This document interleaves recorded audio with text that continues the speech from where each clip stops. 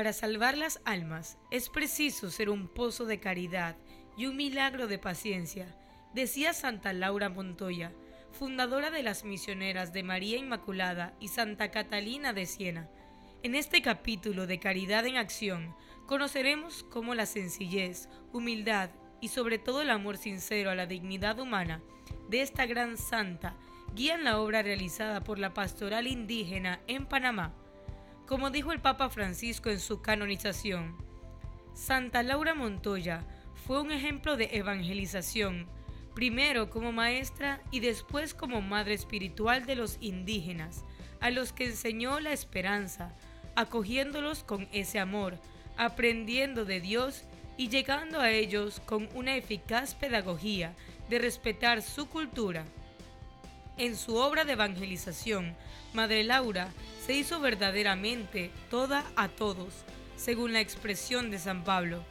Esta santa, nacida en la hermosa tierra colombiana, nos enseña a ser generosos con Dios, a no vivir la fe solitariamente, como si fuera posible vivir la fe aisladamente, sino comunicarla e irradiar la alegría del Evangelio con la palabra y el testimonio de vida, allá donde nos encontremos, irradiar esta vida del Evangelio. También hoy sus hijas espirituales viven y llevan la fe en Dios a los lugares más recónditos y necesitados, como una especie de vanguardia de la Iglesia, brindando una catequesis vivencial del Evangelio por medio de distintas obras como la pastoral indígena. En esta se hace presencia, dialoga y camina con los pueblos indígenas de manera espiritual y social. No te pierdas todos los detalles a continuación.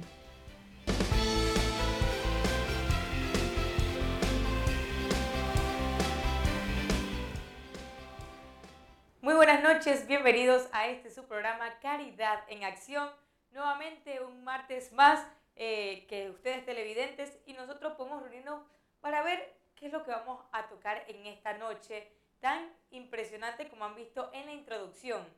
Más que nada es la pastoral indígena, pero la pastoral indígena es ayudada por las hermanas hijas de Madre Laura, o mejor conocida como las Lauritas, pero su nombre verdadero es Hijas de María Inmaculada y Santa Catalina de Siena.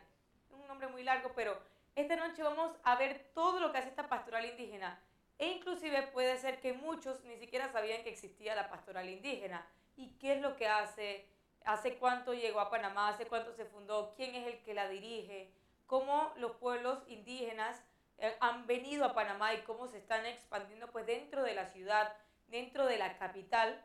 Pues sabemos que ellos son originarios de las comarcas que están en las diferentes provincias, más que nada en Chiriquí, Veraguas, Darién.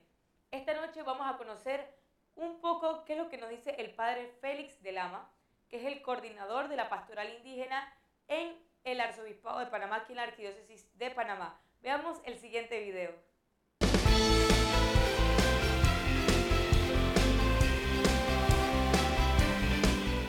Bueno, ya aquí en la Arquidiócesis hay una presencia de algún misionero aquí en la ciudad ya desde el año 75, que la primera preocupación fue por la migración que había de jóvenes cunas que venían a acabar su segundo ciclo y la secundaria aquí en Panamá. Veíamos que se iban, allí se trabajaba con los niños, pero crecían y desaparecían y decíamos, bueno, ¿qué será de ellos? ¿Cuándo los volveremos a ver y tal? Entonces, por la preocupación de acompañar a estos niños y adolescentes que vienen a la ciudad, se decidió enviar un misionero y colocarle aquí en la ciudad, ¿verdad? Monseñor Magrat en ese tiempo entendió muy bien la problemática y lo apoyó, ¿verdad? Entonces, desde entonces ha habido alguien acompañando principalmente a los cunas. Después, en estas últimas décadas, la migración ha cambiado de una manera tremenda, ¿verdad? Ahora ya es migración de familias enteras que vienen a la ciudad, ¿no? Y tal que ya se está hablando en el censo último del 2010, se habla ya de 80.000 indígenas aquí en la ciudad. Entonces, sí, llevamos un tiempo, durante este tiempo de acompañamiento, pues hemos visto crearse ya 5 comunidades cunas aquí en la ciudad. Ahora estamos en esta de Cunanega, pero hay otras 4 semejantes por Arraiján, más ya una migración que al principio se preveía temporal, para hacer unos estudios, conseguir un poco de dinero y regresarse. Ahora ya es una migración permanente, porque ya, por una parte, ya se están enterrando aquí en la ciudad, lo cual quiere decir que si los muertos se quedan aquí, los vivos y las familias se quedan aquí. Ya desde hace 15 años por ahí, ya los cunas están consiguiendo casas, ya no es simplemente una casa de alquiler, sino se están comprando propias casas en urbanizaciones populares y nuevas, ¿verdad? Entonces, bueno, es un trabajo de acompañamiento a los indígenas aquí en la ciudad y acompañándolo en este fenómeno cultural, social, de todo muy complejo, ¿verdad? Tratar de ayudar a vivir una identidad, muchas veces quizás a recrear una identidad sin renunciar a unas raíces, pero aquí en la ciudad, ¿verdad? Entonces, bueno, uno ve que han ido apareciendo organizaciones de todo tipo, ONGs, organizaciones deportivas, artísticas, de todo tipo, ¿verdad? Entonces es una alegría el estar acompañando este deseo de los pueblos indígenas de seguir siendo pueblo, seguir siendo indígenas, seguir manteniendo viva de una manera diferente porque no es posible hacerlo aquí en la ciudad como se hace en Cunayala o en los territorios propios, pero sí una voluntad de seguir siendo ellos mismos, ¿verdad? Entonces lo mismo, eso por una parte acompañamiento a los pueblos, pero acompañamiento a estas personas que desde la comarca o aquí ya en la ciudad han sido bautizadas, han recibido una educación religiosa, se identifican como católicos, como cristianos, pues acompañar ese crecimiento en la fe, pero también vinculando esta fe cristiana a unas raíces espirituales, culturales propias, ¿verdad? Que no vengan ahí. Entonces, en ese sentido, el trabajo con los jóvenes es muy importante, ¿verdad? Muy importante. Tanto en el tema de lengua, difícil aquí en la ciudad ese tema de la lengua, pero en todos los ámbitos, ¿verdad? Entonces, bueno, es un acompañamiento a los indígenas a todos los niveles, ¿verdad? La pastoral indígena es la acción de la Iglesia con los indígenas aquí en la ciudad, que tiene muchas facetas, desde lo social, lo litúrgico, lo penitenciario. En la medida de las posibilidades acompañamos principalmente a las privadas de libertad, indígenas privadas de libertad, ¿verdad? Acompañando en ese proceso triste que tienen, pero en la que dentro de la cárcel no pierden sus derechos ni como personas ni como indígenas, ¿verdad?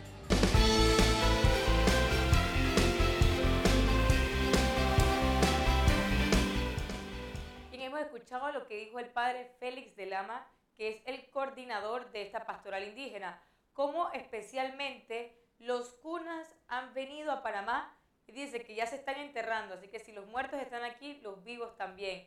Ya están aquí y van a vivir aquí y se van a expandir aquí en Panamá.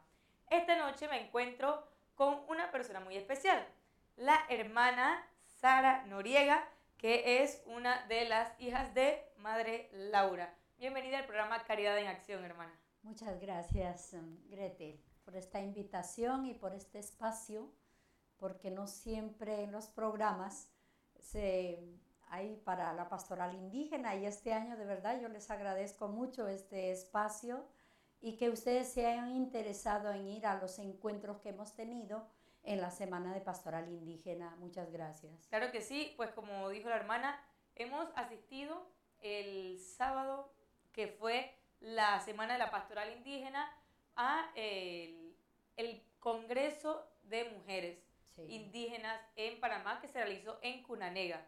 Bueno, hermana, vamos a ir desde el principio, ¿no? Sabemos que usted es hermana, hija de Madre Laura Montoya. Cuéntenos un poco sobre esta rama, esta misión, pues que se creó en Colombia, como se dijo en la introducción. Ya. Nosotras somos fundadas por Santa Laura Montoya. Ella acoge la quinta palabra de Jesús, el tengo sed, y ahí fundamenta toda la espiritualidad, ¿no? Ella dice que traduce como esa sed de Jesús, Jesús tiene sed de paz, de justicia, de verdad. Y descubre en el estudio que hace que hay unos indígenas que nadie se preocupa por ellos. Y entonces toda su tarea, ¿verdad?, lo dedica a ellos. En principio, ella quería ser catequista y maestra de indígenas. Ella era profesora. Pero con las compañeras que comienza esta misión, ya la obra se conoce y se fue uniendo muchas jóvenes a esta obra.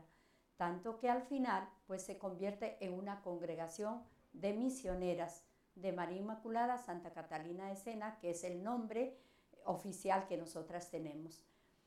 A Panamá llega nuestra congregación, pedida por Monseñor Legarra en ese entonces, en 1967. O sea, este año nosotros estamos de fiesta porque son 50 años de presencia misionera de nuestra congregación en Panamá. En ese entonces las hermanas llegaron a Llanoñopo, ¿verdad?, en Chiriquí.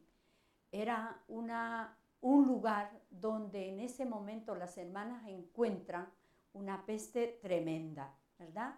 Y gracias a Dios en el grupo iba una enfermera y se ubican allí en este llano, porque para nosotros antes de empezar una misión damos un recorrido donde podía ser más necesaria nuestra presencia. Y desde aquel entonces hemos estado y hemos tenido presencia en todas las comarcas, en Cunayala, Nove Buglé, ahorita en Darién, más bien estamos hace poco, ¿verdad? Con los Embera Huauná y con los afrodescendientes, que estamos en Zambú concretamente. O sea que básicamente el deseo de Madre Laura desde un inicio pues era ser maestra propiamente, pero terminó yendo a esos que nadie se acordaba, a esos indígenas de su pueblo. Y pues yo recuerdo leyendo su biografía, que ella se fue y se metía en esas selvas de Colombia, que no era muy buen visto por los hombres que las mujeres hicieran ese tipo de trabajo. Sí, porque Madre Laura primero, ella quiso ser primero carmelita, pero y buscó muchas congregaciones para que se ocuparan de la tarea indígena, pero decían las congregaciones de ese entonces que sus constituciones no les permitían entrar y tener una vida misionera, digamos, ¿cierto? Porque pues así era la norma de ese entonces. Pero entonces ya sus confesores le fueron indicando como el camino a seguir y ella entra a las selvas con el deseo de poder preocuparse por la situación de los indígenas. Por eso nuestra misión no es preferencial, más no es exclusiva, ¿verdad? Claro. Por eso estamos también en la ciudad, hacemos presencia en las parroquias, todo eso, pero preferencial sí es la pastoral indígena. Para nosotros, donde sea que estén ellos, estará presente nuestra congregación. Entonces, desde que llegaron, desde ese inicio, pues aún la pastoral indígena ya existía. ¿Cómo fue la fusión entre la labor que ustedes realizan con la pastoral, ya sea pues, aquí en la diócesis de Panamá, la de Chiriquí, la de Veraguas? ¿Cómo fue entonces que empezaron a brindarle esta ayuda a la iglesia panameña? A la iglesia panameña nosotros siempre nos ubicamos en una diócesis, con la de Chiriquí, la prelatura Bocas del Toro o el vicariato del Darién. Siempre nosotros con el pedido de los obispos entramos dentro de una pastoral de conjunto y por eso hemos hecho equipo, tanto en Tolé con los padres agustinos, también en Canquintú, agustinos recoletos, en Darién pues con los sacerdotes que son diocesanos más bien, ¿no? Entonces, la pastoral indígena entra dentro del plan pastoral, aquí en la arquidiócesis lo mismo, es parte de esa gran tarea pastoral, está dentro del programa. Nosotros no podemos trabajar fuera de una parroquia, tenemos que estar ubicadas como congregación misionera, pero haciendo equipo, tanto con los sacerdotes, con los laicos, aún ahora se está buscando con otras congregaciones religiosas que también son misioneras y quizá aunar esfuerzos, ¿no?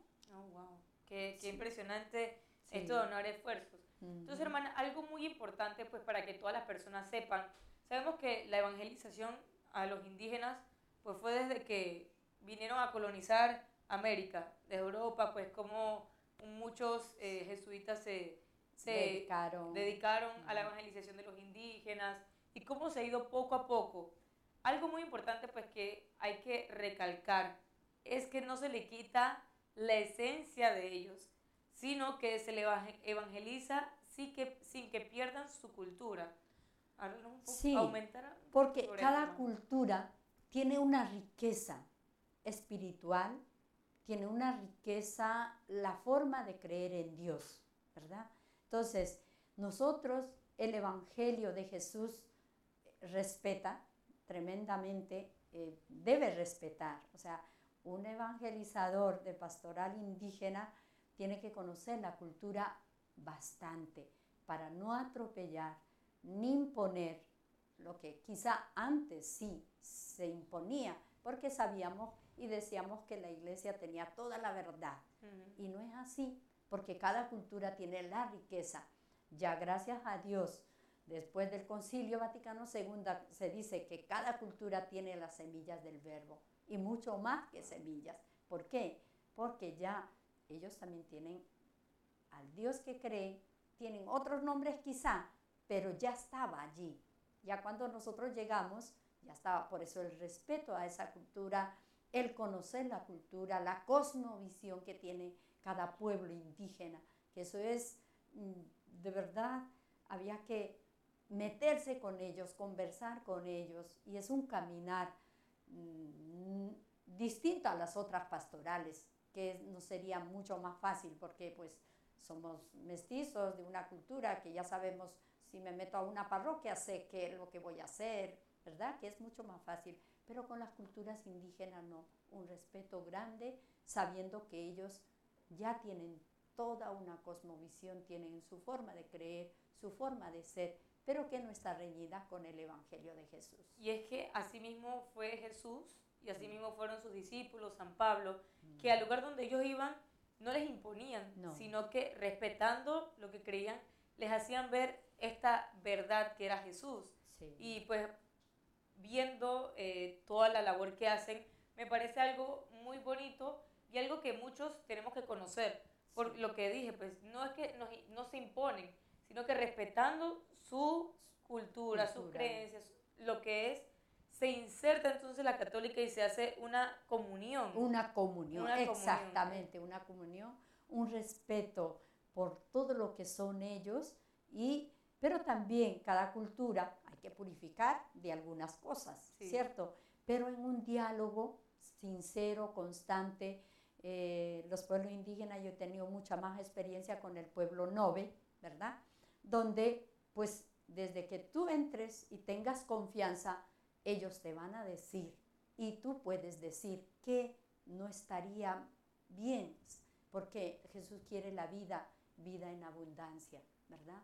Y que no está mal, que está mal dentro de esa cultura también, se puede decir, como en la cultura nuestra. Hay cosas bellas, pero hay cosas que hay que purificar. Claro, entonces denunciar lo que está mal y pues corregir. Seguir anunciando y corregir lo que no está bien, ¿verdad? Entonces, bueno, hermana Sara Noriega, pues que es una de las hijas de Madre Laura, llegó a Panamá y está en esta acción de, pues, con los indígenas. Actualmente su labor la está haciendo aquí en provincia de Panamá con los cunas. Cuéntenos, sí, ¿verdad? No tanto con los cunas, sino que soy parte de la Comisión de Pastoral Indígena de la Arquidiócesis, pero también de la comisión a nivel nacional. Y quizá mi tarea está más en coordinación, no tanto de lleno, solo me acerco a los indígenas y por el tiempo y muchas cosas que tengo a mi cargo en este momento, pues son lo que apoyo en las semanas de pastoral indígena, algunos programas y cosas puntuales. O sea que ahorita mismo está encargada de la coordinación, ya no está tanto en la acción. No tanto en la acción. Es que como la vimos en esa semana, el sábado, pues con el Congreso de las Mujeres de la Pastoral Indígena. Ajá. Cuéntanos un poco, ese congreso se hace todos los años al finalizar la semana de de la pastoral indígena. Cambiamos un poquito. Este año fue con las mujeres, el año pasado fue con los líderes, tanto mujeres como hombres, ¿verdad? Otros años lo hacemos con los jóvenes. O sea, vamos cambiando como de grupo de manera que todo el mundo participe. Nos gustaría mucho, lo que pasa que no hay muchos agentes de pastoral indígena, entonces no podemos multiplicar muchas cosas. Entonces dedicamos cada año a un grupo. Este año lo hemos dedicado a la mujer. Claro, y más adelante pues vamos a estar viendo que las entrevistas que se hicieron justamente ese día en el Congreso de las Mujeres Indígenas que se realizó en Cunanega. Vamos a hacer una pausa y volvemos con más de Caridad en Acción. Vamos a conocer uno de los frutos de la pastoral indígena y de todo lo que hacen en conjunto las hermanas con los sacerdotes encargados. Volvemos con más de Caridad en Acción.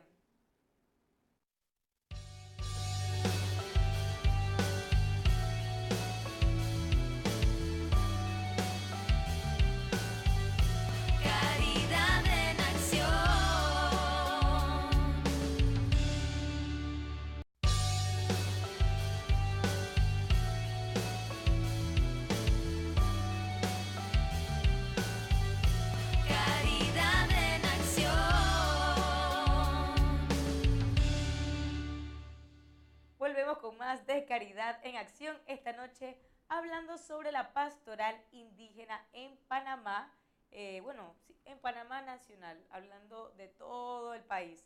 Esta noche me encuentro con Ignacio Mariano. Pues un dato de Ignacio, que es seminarista aquí en el Seminario Mayor San José. Ignacio, bienvenido al programa Caridad en Acción. Muchas gracias, para mí es un privilegio de estar aquí compartiendo hoy con ustedes y de verdad es primera vez que nos han tomado en cuenta, ¿verdad?, como la pastoral indígena y es un privilegio. Me alegro mucho, Ignacio, que te sientas así, pero vamos a conocerte un poco más en este programa y pues darle a conocer a todas las personas que nos están viendo los frutos que ha producido la pastoral indígena. Imagínense, un seminarista. Me contaba Ignacio, tras bastidores, que él no es el primero diocesano, sino el segundo. Pero vamos a conocer un poco de la historia de su boca. A ver, Ignacio, cuéntanos de dónde vienes. Primero, ¿de dónde vienes? Sí, soy de un corregimiento Lajero, una comunidad pequeña del distrito de Noledima de la comarca Ngovebulé y de la diócesis de David. Pues siendo un poco, detalle un poco de este ámbito donde vivo. Digo la comarca porque sé que algunos no lo saben, porque políticamente ya la comarca es independiente de David. A nivel eclesial sí depende de la diócesis de David, porque la comarca se divide en 3 regiones grandes, que es Codriri, Nidrini y Ñucribo, que parte de Boca, que lo asume, en la parte eclesial lo asume los OAR, que son los agustinos Recoleto en Bocas, y Santiago, diocesano, y la diócesis de David serían Agustino, Vicentino y diocesano. Entonces yo vengo de esa comunidad diocesana del Centro Misionero San Juan Diego, y pues es una historia un poco larga, pero hay que resumirlo. Hay que resumirlo un poco, ¿verdad? Pues en primer lugar, he sido un joven con mucha curiosidad misionera desde pequeño. Pues al principio, antes que los diocesanos llegaran en el lugar, los jesuitas asumían la misión. Y pues tenía mucho contacto con los jesuitas, pues tuve la curiosidad en qué consistía esa misión, pero hay veces la comunidad está un poco abandonada y eso, y entonces pues hay veces, y el descuido y el seguimiento a la comunidad, hay veces no hay ese detalle de en qué consiste la misión o para qué va la iglesia y eso, ¿verdad? Pero con esa inquietud estuve siempre. Y ha sido un proceso en el camino, en el estudio, en la escuela, en el colegio. Y después entonces tuve contacto con unos hermanos jesuitas que me detalló en qué consistía la misión.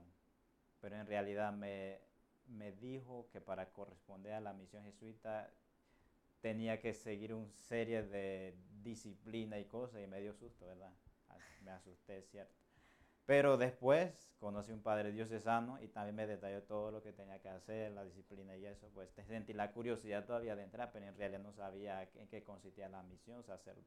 En realidad la idea mía no era ser sacerdote, Era ser misionero. misionero, Ajá. de la idea misionera. Pero a medida del camino, bueno, un sacerdote me dice un día, bueno, ¿quieres ser misionero? Bueno, vaya en tal lugar y converse con el padre. Sería el seminario propedéutico que hace como 7 años, perdón, en Ciudad de David, Chiriquí. Y pues ya se cerró por motivo de vocaciones, que no se cerró el seminario.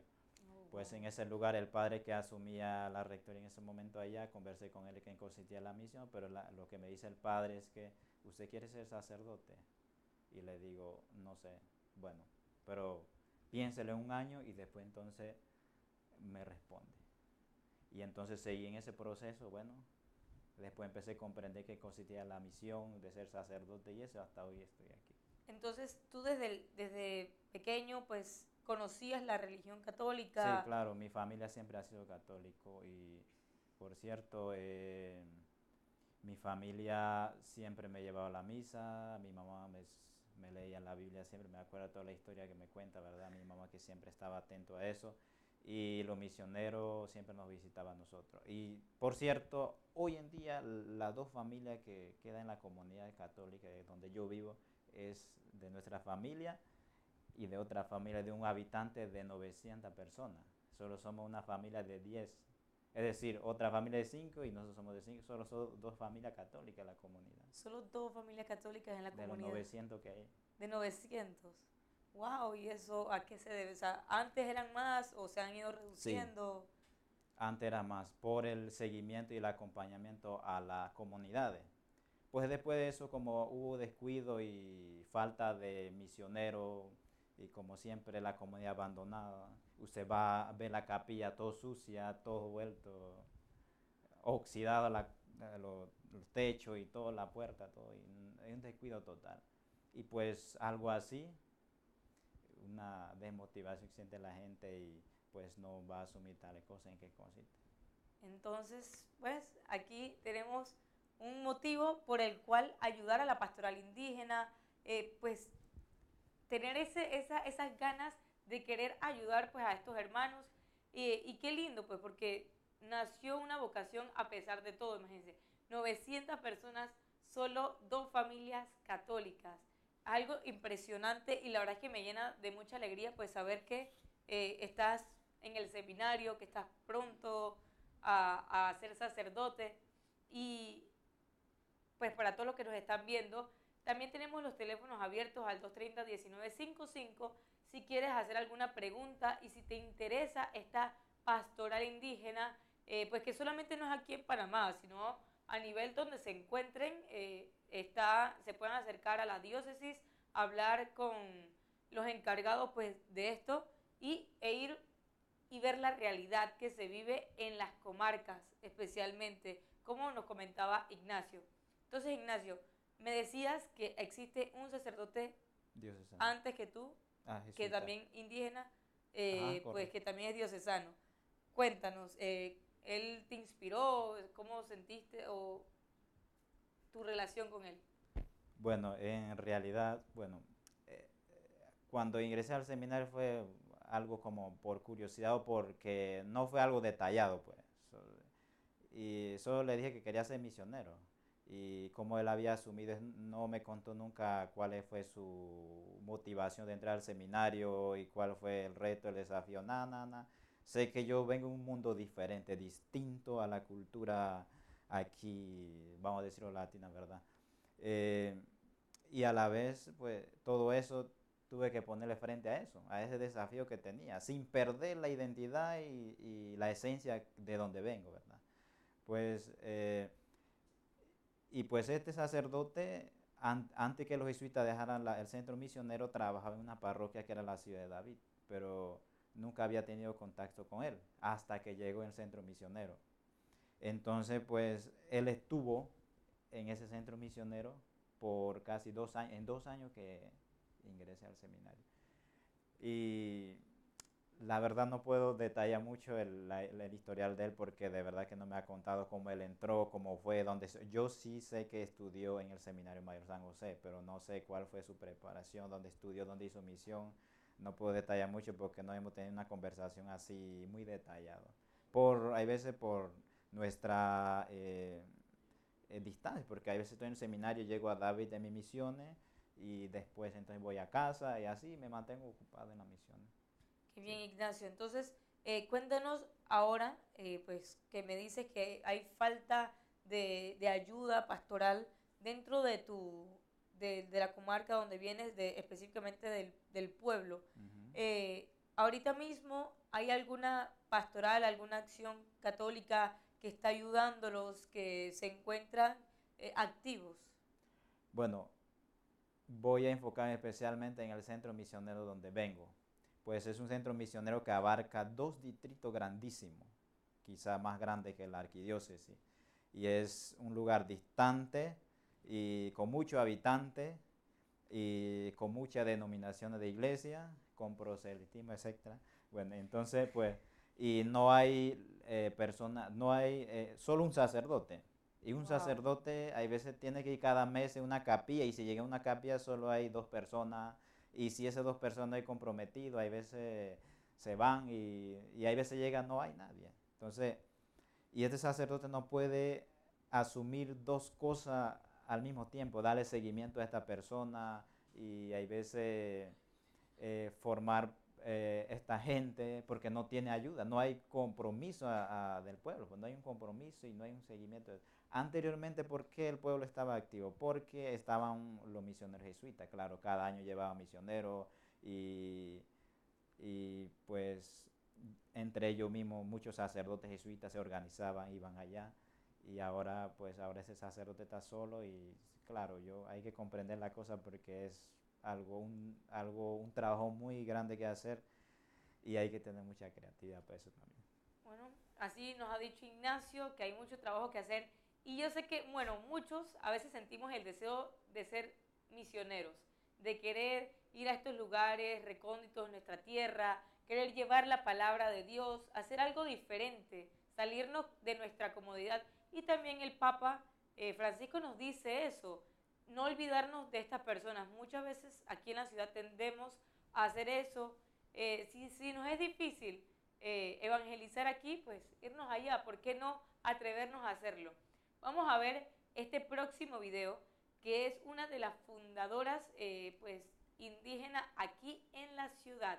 Veamos el siguiente video.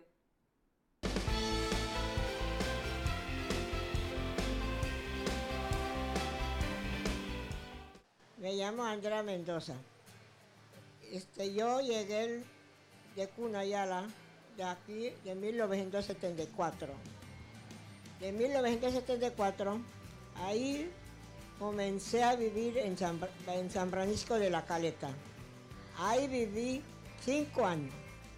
Entonces de allí, un mes, como 2 meses viví allá también otra vez en el San Francisco, donde estaba el Teatro Roosevelt allá al frente. Ahí viví un mes. Cuando yo viví un mes, yo me pasé a buscar otro apartamento. Y ahí busqué donde estaba la secretaria indígena, donde estaba el padre Iván. Entonces de allí fui y ahí busqué el local que estaba al lado del secretaria indígena. Y ahí le dije, bueno, yo de todas maneras voy a mudarme porque hay un cuarto. Estando allí estaba la secretaria indígena, ahí estaba el padre Ibáñez, ahí estaba la secretaria, ¿cómo se llama? María López sí, de la colombianita, era la trabajadora social allí, que trabajaba a las mujeres, y allí reunían la gente de la secretaria indígena. Bueno, allí me acudí, ahí me llegué. Y cuando yo llegué allí, dentro de 2, 3, yo creo que yo un año más, yo viví allí, yo pensé sola, para que nadie me moleste. Si yo no pago ahí, me están sacando, yo no quiero eso, sino yo voy a luchar a buscar el terreno. Voy a ver Ahí vivía en la Secretaría Indígena unas mis paisanas. Y ahí yo me acudí sola a las mujeres que vivían allí para decirles qué piensan, qué opinan, que yo opino, yo voy a buscar terreno propia para vivir ahí tranquila, para que sea nuestra como sea casa. Entonces me dijo que sí. Ahí vivían ahí, entonces nosotros, como 7 mujeres, nosotros ahí buscamos ahí. Sí, cuando nosotros dieron era la personería jurídica, ya nos dieron era el terreno allí, y entonces nosotros comenzamos a trabajar. Aquí la gente, todo el mundo, adultos, menores y todos, nosotros comenzamos de 6 de la mañana hasta acá. Y como caminando, aquí, porque ese terreno era un malezal. Ahí entonces doctor Ilueco nos dio el poder que nos dio personería jurídica, todas esas cosas ahí, cuando nos dieron ahí, entonces comenzamos a trabajar. Yo comencé a buscar. E hicimos nosotros mismos, ahí trabajamos ahí, con nuestra plata. El gobierno no nos ayudó. Nosotros mismos, nuestras manos, nuestros esfuerzos, ahí comenzamos. El agua, nosotros compramos el tubo. La escuela, la mitad nosotros hicimos. Caseta de policía allá, nosotros mismos hicimos. Centro de salud, nosotros mismos hicimos. Pero la mitad vinieron allí, el gobierno entonces nos ayudó allí. Así que todavía estamos en eso ahí. Y a Patacón no había. Ahí tenemos problemas Patacón. Porque cuando venimos a vivir aquí, Patacón no existía. Y ahora tenemos problemas de salud aquí. Esa iglesia también nosotros le hicimos, yo le dije, vamos a tener iglesia aquí. Todas esas cosas ahí, pero cuando venimos nosotros hicimos eso.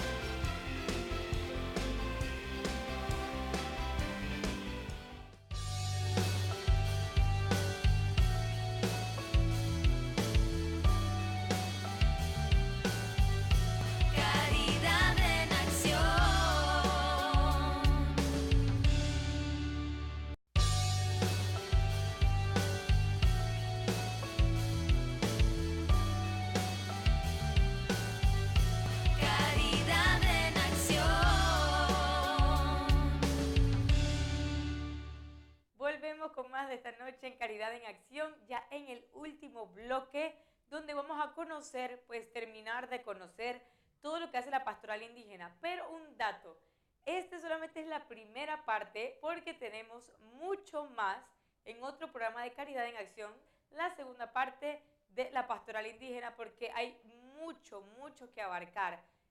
Esta noche también vamos a conocer a una de las líderes de Cunayala que han venido hacia Panamá.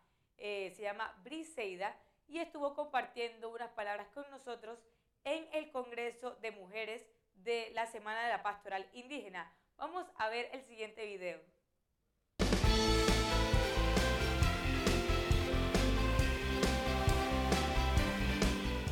A mis abuelas, mi abuela, mi mamá, nunca fueron al colegio. Ellas comenzaron a enseñarme dentro del hogar el sistema educativo, quién soy, dónde vengo, mis raíces. Desde que yo tengo mi uso de razón, yo tengo mi identidad puesta como me ves, desde niña. Esos brazos, esos verneras que se llaman Mowini o Shakira, tengo a mi uso de razón. Me di cuenta que ya lo tenía. Y mi curiosidad preguntaba muchas cosas a mi abuelita, ¿por qué y por qué? Y entonces ella me decía, no, porque detrás de esa identidad hay una historia. Esa historia tú tienes que manejar en el pasado y en el presente y ver el futuro que avecina a los nietos.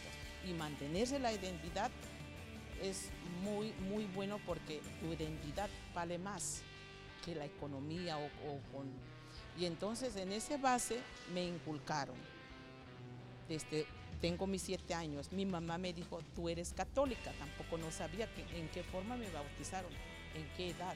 Solo mi mamá me dice, tú eres católica, vas al colegio de las madres franciscanas, porque en ese tiempo, por años, por 60, ya estaba católico en el comunidad de Eustupo, yo soy eustupeña, y entonces allí fue inculcado con la madre franciscana, ya soy católica.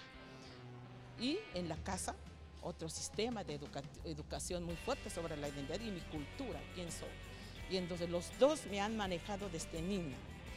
Y al viajar acá en Panamá, nadie me puede arrancar lo que ya me sembraron desde niña, quién soy. La identidad para mí es muy fuerte, porque donde yo me vaya, no solamente aquí en la capital, he viajado a nivel internacional y conozco a la gente. Donde veo, yo no me pongo mi cabeza para abajo, sino con la frente bien alta, como me decían.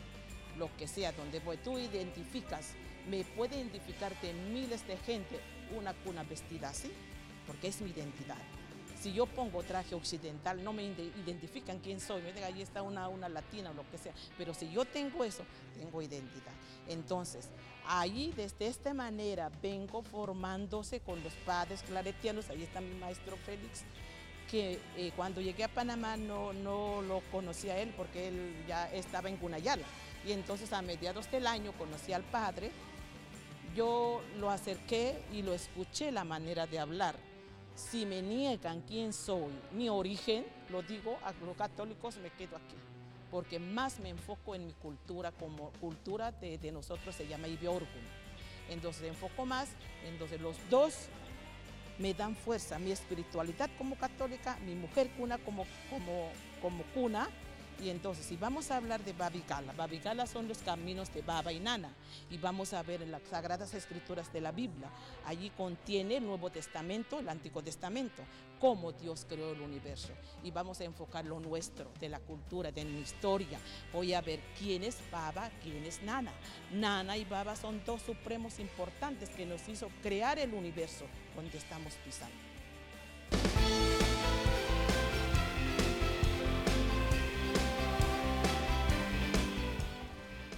Con más, pues ya han podido escuchar a Briseida, lo importante, cómo ella sabe la importancia de su cultura, más también la importancia de la evangelización dentro de su cultura sin perder sus raíces. Me encuentro esta noche con la hermana Sarbelia, también hija de Madre Laura Montoya, pues viene directamente desde Medellín, Colombia. Ya ha estado compartiendo pues en Panamá ya hace muchos años su labor pastoral, su acción misionera propiamente. Bueno, hermana Sarbelia, bienvenida al programa Caridad en Acción. Gracias, Grete. Muchísimas gracias por estar aquí compartiendo con ustedes en este momento, especialmente con todas aquellas personas que nos están escuchando, ¿verdad? Lo cual estoy en el momento trabajando en Sambú Darién. O sea, es una comunidad que está por La Palma, donde están los indígenas en Verahuanán, en la comarca que fue creada en el 83, lo cual es una zona de bastante conflicto por la realidad que se vive y las dificultades que hay para un trabajo allí en conjunto. O sea, hay dificultades por el problema del transporte, porque para poder llegar a Sambú tiene que ser siempre en Panga, por el mar y luego por el río. Entonces tienes dificultades porque si el mar está bravito, picadito, ya sabes que corre uno mucho riesgo porque no son pangas muy seguras, es decir, no te brindan mucha seguridad. Segundo, si el río está seco, tú no puedes entrar a Sambú, pero si está crecido también tienes el problema que la creciente puede voltear la lancha. Entonces, tú estás corriendo allí mucho riesgo en aquella misión. Son comunidades que están conformadas por indígenas en Verá, pero también por afro, por negros, que son personas que han venido del Chocó de Colombia, tanto los indígenas como los morenos están en aquella región. Es una región que es de bastante dificultad porque el transporte que entra allí, que entra cada mes o a cada cuanto, entran 2 barcos a llevar más o menos la comida indispensable para la comunidad, porque es también muy poco lo que allí se produce. Aquella zona más que todo es una zona ganadera y es donde más sacan el ganado, lo cual el indígena, debido también a una situación, podémoslo llamar propiamente de las instituciones del gobierno que con tanta ayuda que les dan, a lo largo les están perjudicando, porque no les están dejando ser autónomos en su propio desarrollo, sino que se les está dando un sostenimiento, mas no hay un desarrollo que les ayude a ellos a mantenerse, a lo cual esto les está llevando a ellos más que todo a venirse a la ciudad, a lo cual ahorita estamos viendo el gran fenómeno de la gran aglomeración de gente y de indígenas aquí en la ciudad, y los campos se están quedando solos. Por eso la tierra, no están cultivando ahorita la tierra, la madre tierra. Es muy poco el arroz que siembran, es muy poco el plátano que cosechan, debido a que como el gobierno les da los beneficios que les da a los ancianos, a los discapacitados, a las mujeres embarazadas, entonces esto en parte de ayudarles también les está perjudicando bastante. Y eso es un tema pues que a todos nos afecta, porque así no solo a ellos que ayuda, sino a todo el mundo, y cada vez va siendo una ciudad más parásita, más incapaz de valerse por uno mismo, sino que todo me lo den, todo me lo hagan. Y tocó un tema muy importante sobre la madre tierra, que es nuestra mamá, es el lugar donde Dios nos ha dado para vivir, para nutrirnos de ella, que básicamente ese era el ciclo, que nosotros cosechemos y que comamos de eso que nosotros hemos cosechado. Entonces, prácticamente lo que nos ha dicho la hermana es que eso se ha perdido. Vamos a ver este próximo video de cómo la hermana Briseida, pues Cuna, hablando en este Congreso de la Mujer, cómo hace el énfasis en la tierra, y también pues recordamos la encíclica del Papa Laudato Si, donde nos recuerda que tenemos que amar, defender y cuidar nuestra tierra. Veamos el próximo video.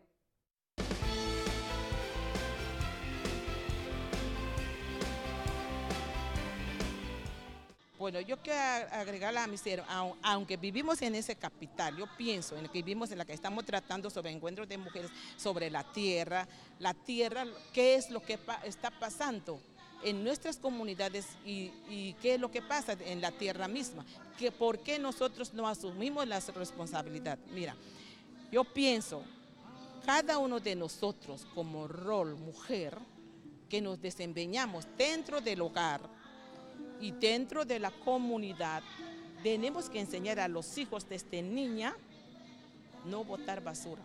Lo que vivimos en capital tenemos que asumir la responsabilidad de cuidar la madre tierra. Eso es muy doloroso porque la ecología, el medio ambiente se destruye y la madre se agoniza, como decían mis abuelas, se agoniza la madre. ¿Quién va a vestir a la madre tierra? Ella está vestida de verde, verde oscuro, verde suave, verde claro, ahora no tiene vestido. Arrancaron el vestido. ¿Cómo una mujer va a vivir desnuda en la calle?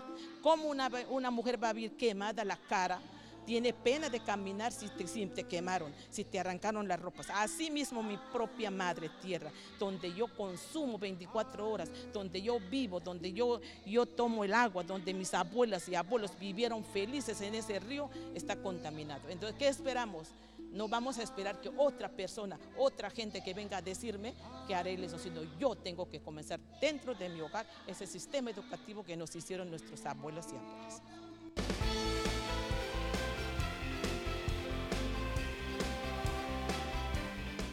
Hermosas palabras, la verdad que a mí me tocaron mucho la manera como hace la analogía entre la tierra y una mujer. Pues la tierra es una mujer y hay que cuidarla porque ella da el fruto que es con que nosotros nos alimentamos, donde nosotros vivimos y podemos existir. Hermana, cuéntenos entonces a todas las personas que nos están viendo, de qué manera también nosotros podemos contribuir a esta causa, ayudándolas a ustedes. Y como decía pues Ignacio, hace falta manos que vayan a estos lugares a evangelizar, independientemente si es sacerdote, religiosa, laico, lo que sea. Cualquier vocación está llamada a misionar, y eso es lo que estamos llamados todos nosotros también. Y si me estás viendo, si nos estás viendo, si te ha gustado, si sientes el deseo, puedes enviar un correo a el que aparece en pantalla, llamar al 230-1955 o llamar en horas de oficina a FTV.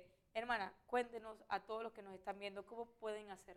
Bueno, yo pienso que hay varias maneras en que podemos colaborar o participar o ser miembros de esta iglesia misionera, una iglesia en misión continuamente. Primero, invitar a todos aquellos ancianos, personas en sus hogares, a que oren por la misión. La oración es una de las partes muy importantes dentro de la acción misionera. Segundo, es la acción, o sea, es la acción. Personas que se disponen a llegar directamente a la misión, a colaborar, a acompañar, a estar con ellos. O sea, a estar allí en aquellos lugares donde se necesita, donde esperan, donde están esperando que se llegue a llevarles ese mensaje. Y luego de la acción, la donación. O sea, ¿qué doy yo? ¿Cuánto he recibido yo y cuánto yo estoy dando? O sea, muchas veces nos estamos olvidando de que de lo que hemos recibido tenemos que dar también, ¿verdad? Entonces, hay muchas formas, como tú dices, para colaborar. Entonces, yo siempre he tenido estos 3 puntos: la oración, la acción y la donación. Entonces, me puedo donar yo misma, pero también puedo donar de lo que yo tengo, de lo que, no de lo que a mí me sobra, no, es de aquello que yo tengo y que yo voy a dar, que yo voy a compartir. Hay un pasaje del Evangelio que dice: si tú das el 10, recibes el 100, recibes mucho más, ¿verdad? Entonces también, si yo doy parte de mi vida en la acción misionera, es decir, bueno, yo estas vacaciones voy a ver, a irme a una misión. No me voy a ir de paseo, no voy a programarme un paseo, voy a irme a una misión. Tengo unas vacaciones, ¿dónde me voy a ir de paseo? No, el paseo mío es ir a compartir desde nuestras raíces. Recordemos algo que para mí me ha cuestionado mucho personalmente, es ¿qué cultura soy yo? Yo siempre me lo pregunto, ¿qué cultura soy yo? ¿Verdad?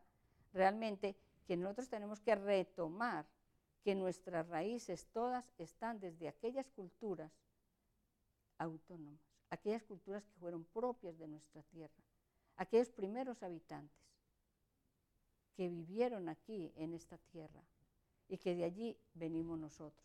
Entonces nosotros hoy tenemos una mezcla de culturas que en sí no nos definimos. Entonces, como vemos que hay una mezcla de culturas, también cuesta mucho a la gente definirse qué cultura es, porque en el lugar donde yo trabajo cuesta mucho que la gente se defina cuál es su cultura.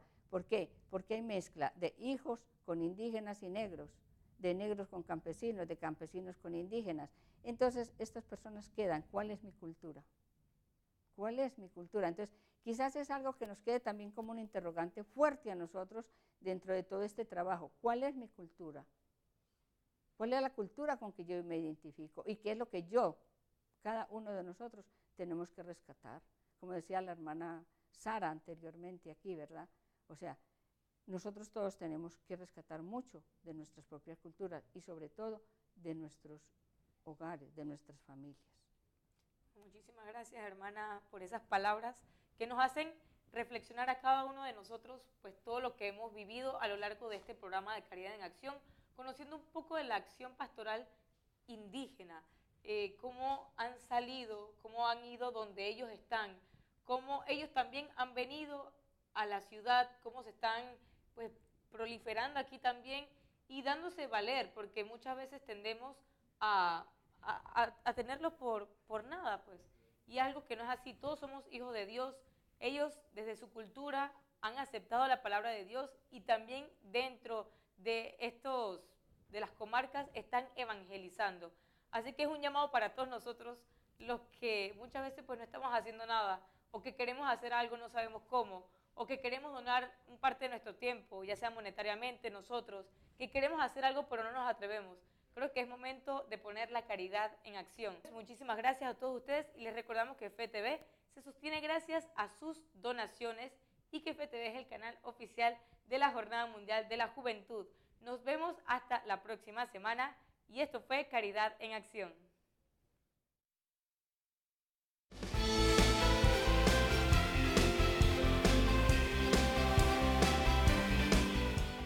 Un saludo al programa Caridad en Acción. Y agradecer a ustedes que me invitaron y decir gracias a Caridad en Acción, mandarte salud a ustedes y muchas gracias por reconocerme. Mi nombre es Briseida Iglesias, Comunidad Teustupo.